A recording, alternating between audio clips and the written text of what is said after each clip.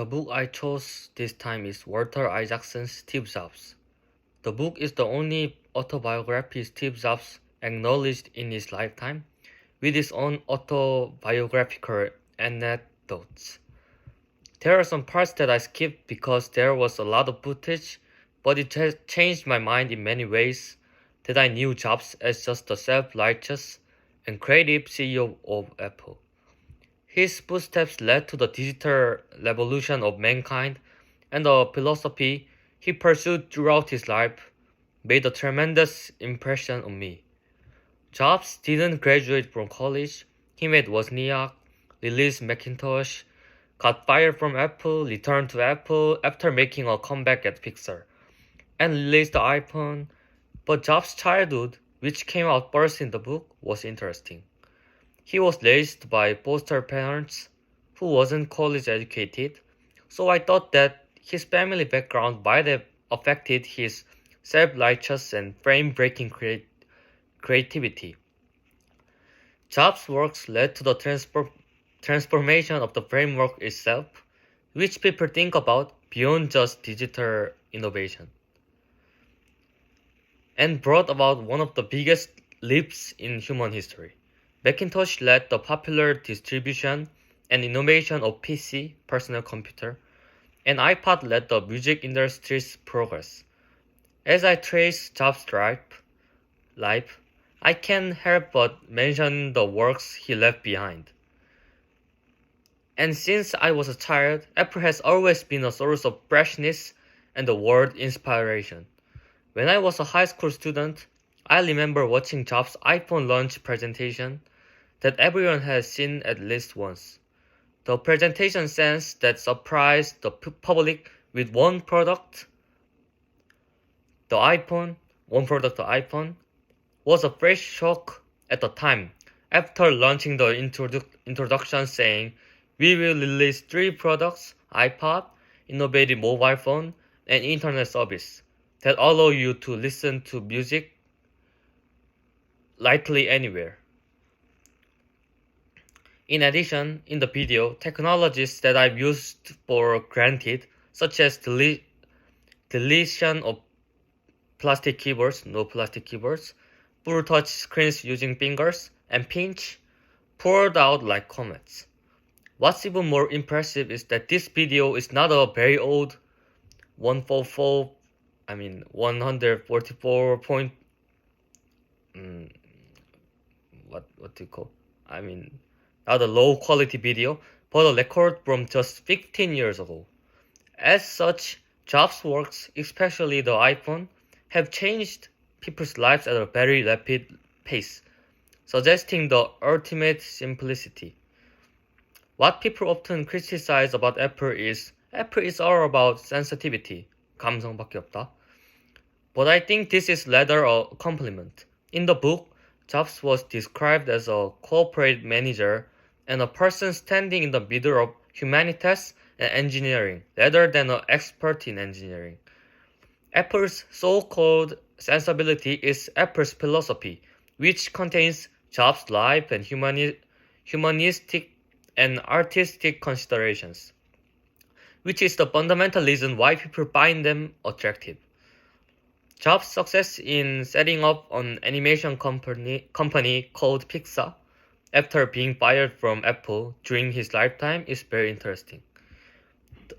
The fact that the president of an IT company makes an animation itself is noble, but it just shows the success factors of two aspects: Jobs' artistic sense and an unyielding mindset. The first characteristic of Jobs, cool, is perhaps one of the most important factors in the 21st century.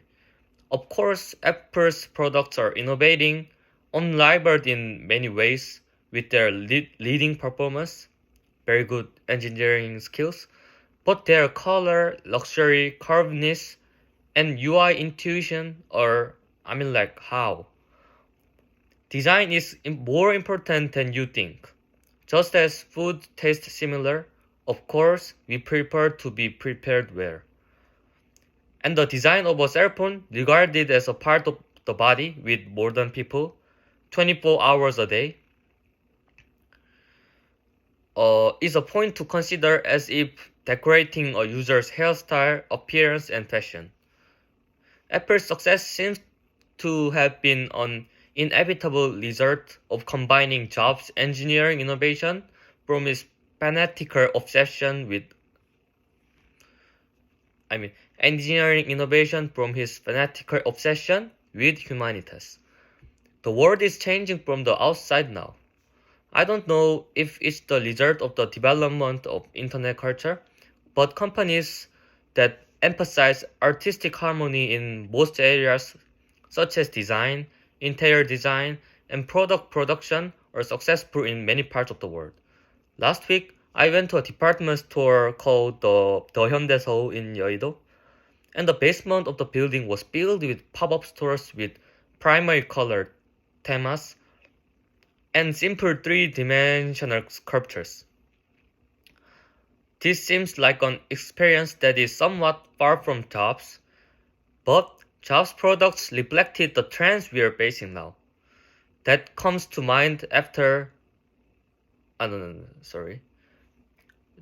Jobs' products reflected the trends we are facing now, and Jobs was at the center of innovation ahead of the times. Another experience that comes to mind after reading Jobs' autobiography is my experience in the course called Philosophical Understanding of Science and Technology, 과학기술의 철학적 이해, that I'm taking this semester.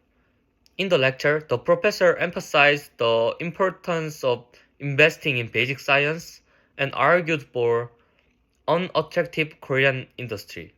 As an example, saying that the public who is not interested in F1, the racing contest, cannot consume sexy sports cars, and companies cannot make shockingly beautiful products if consumers do not have sense of art. Many Koreans share the question of how long Samsung should emphasize practicality and remain inevitably inferior amid Apple's confrontation with sentiment. People always want sentiment more than practicality. Samsung doesn't have to be Apple-like, but the question is what efforts are needed to bring the keyword sense that Apple monopolizes. Then, I think we should not wait for Jobs in Korea, but understand the values he pursued throughout his life, and pay attention to the convergence of humanities and engineering. Jobs was a demagogue. He was the kind of person we don't want to meet as a boss and push it the step further for perfect beauty. However, his charisma, ability to execute, and constant self-concept and efforts toward his dream have made Apple the world's #1 corporate today. During Jobs' interview, he once said this: "The world is actually full of people who are no smarter than you.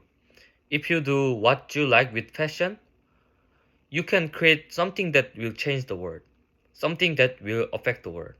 Steve Jobs' this book shows us the potential ahead of the leap. Thank you for listening.